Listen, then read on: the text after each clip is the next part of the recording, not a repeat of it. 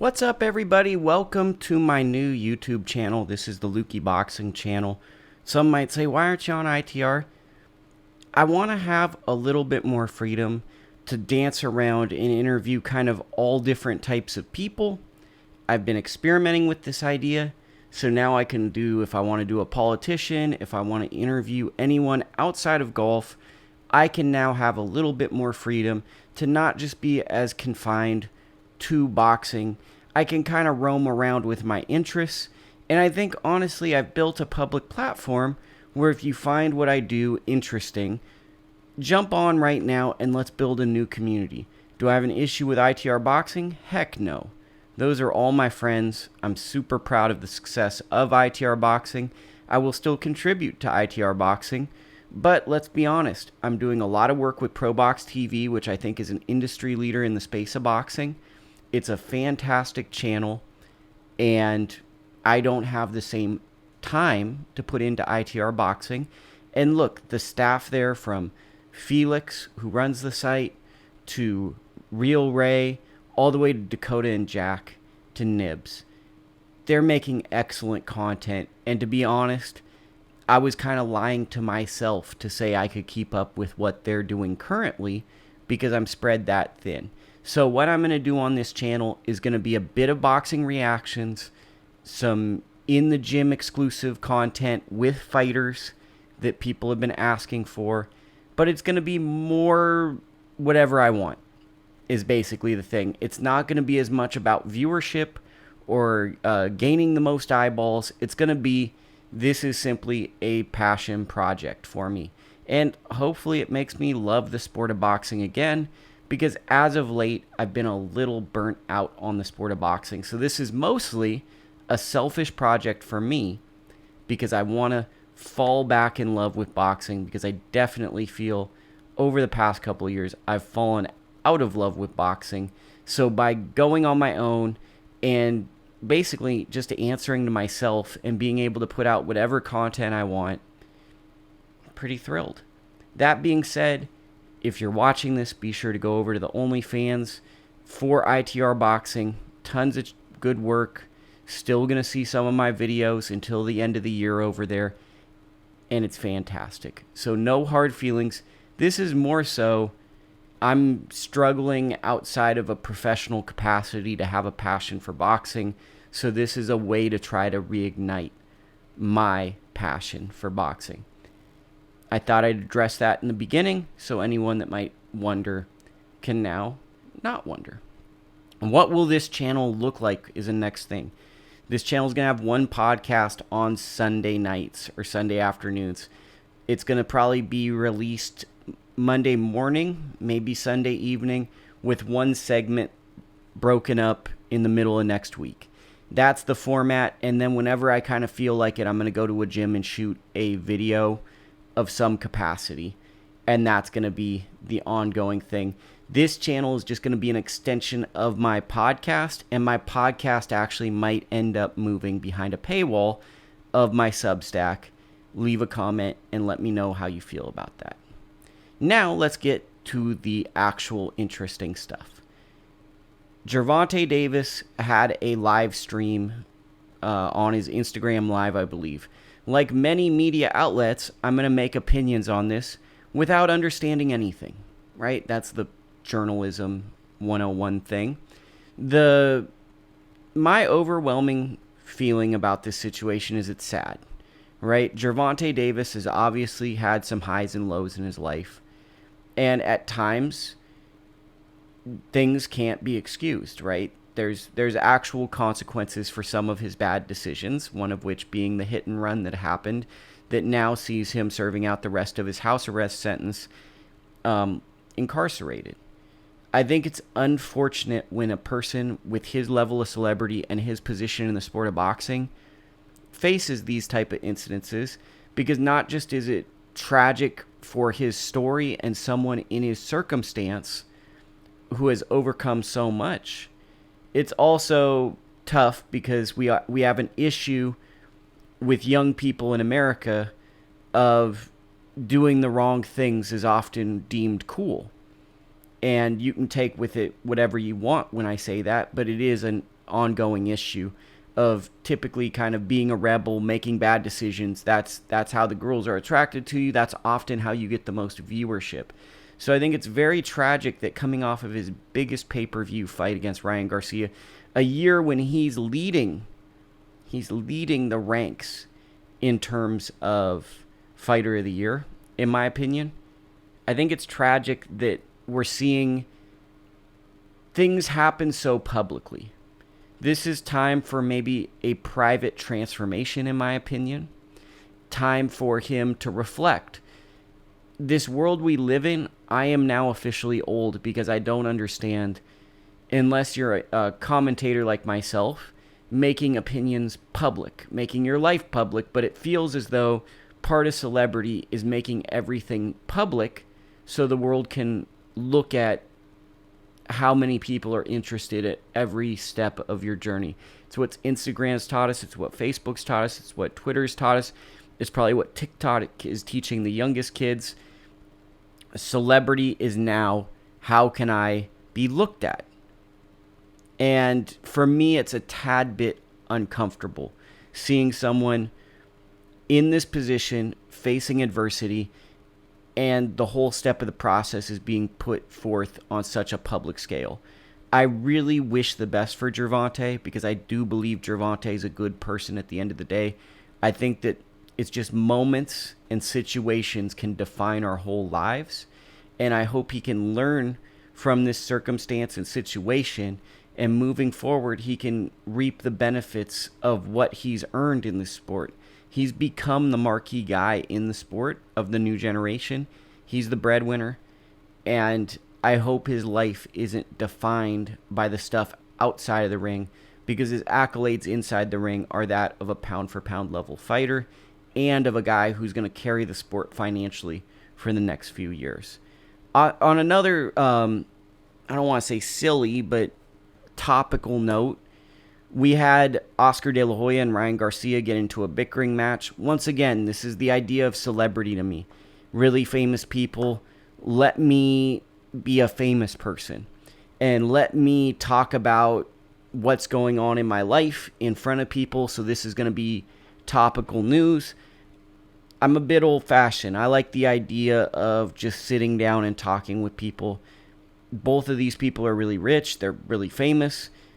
I understand if you get frustrated, you can just put it on a platform.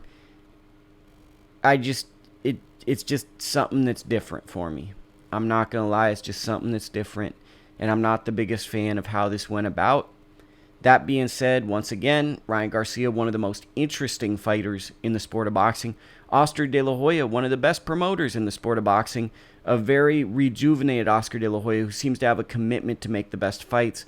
I hope moving forward we can see the best fights made from Oscar working with Ryan, and I hope that they can put this moment of online stuff behind them, because really this is a business, and business should never be handled on a public platform. It really shouldn't even be handled on a phone.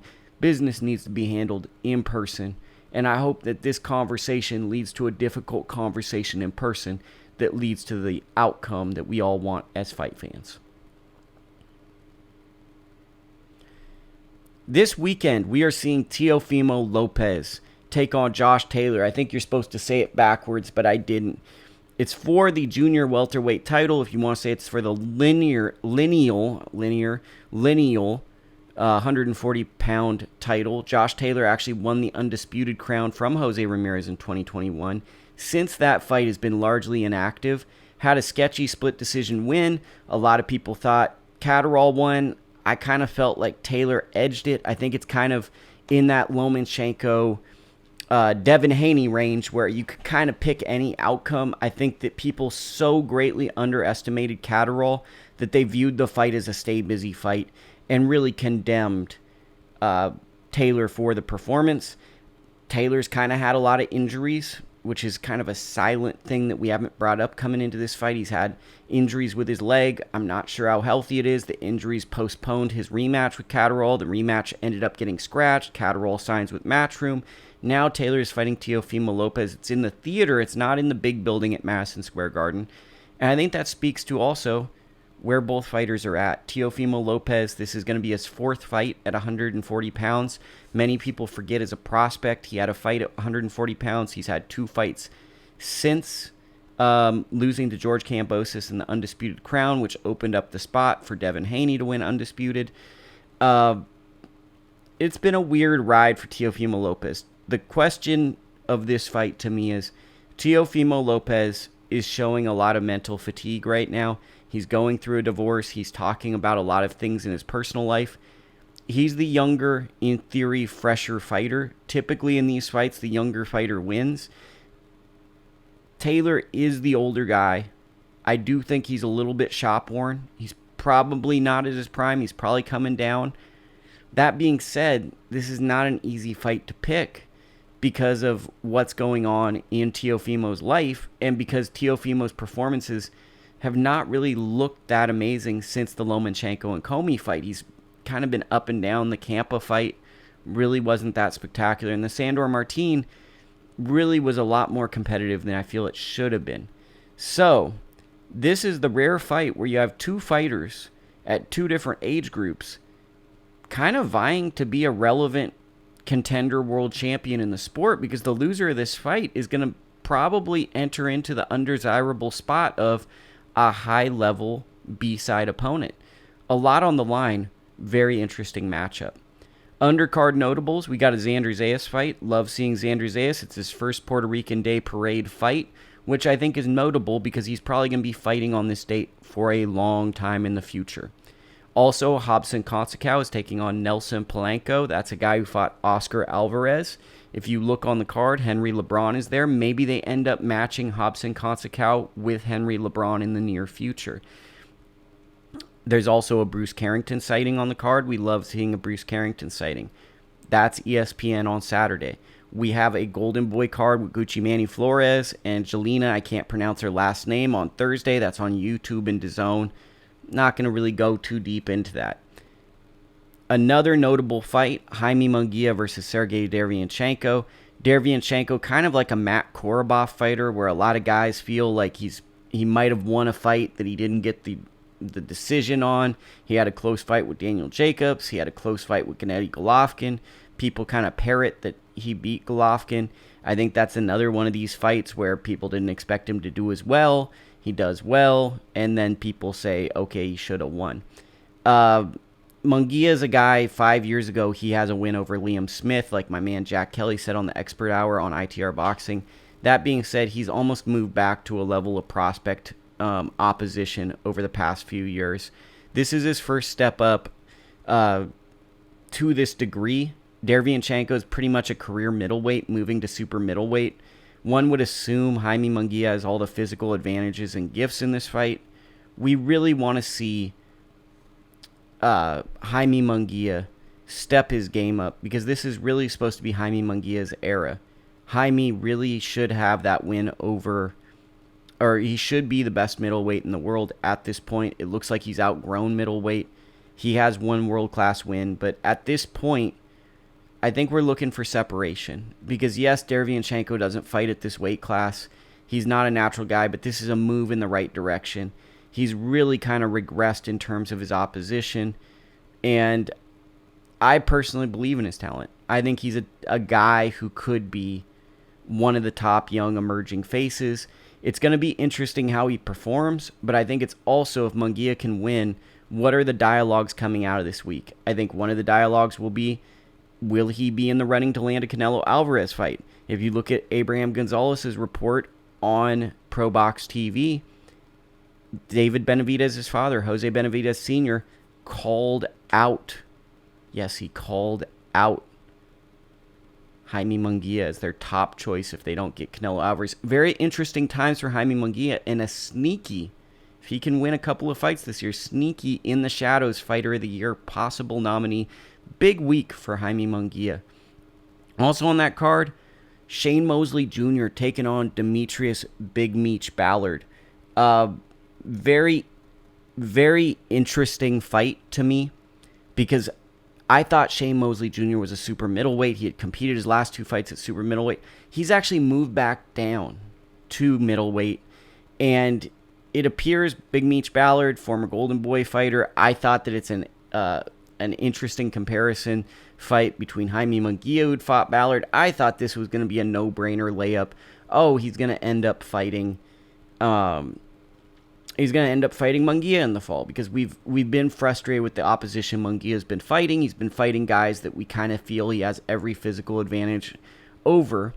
And no disrespect to Shane Mosley, but Shane Mosley's not really a natural super middleweight, and he's kind of struggled to get a world title shot, but he's a really friggin' tough guy. He's a guy that if a path opens up, I truly believe he can win a world title. He just has kind of struggled against those elite fighters of his era and kind of had a hard road to get to where he's going. And I think also being the son of a legendary boxer, a Hall of Fame boxer, hasn't really helped him, because he's always compared to his father as opposed to being a top 15, top 20 guy of his era, which is really respectable, but I think that it was top 3 or bust, which is unfair, but that's the scrutiny you get when your last name. He seems to be, in an article I have coming out on Friday on proboxtv.com/news, go there, he's targeting Michael Zarafa, and there's rumors that it's August 5th is when he's going to be doing that.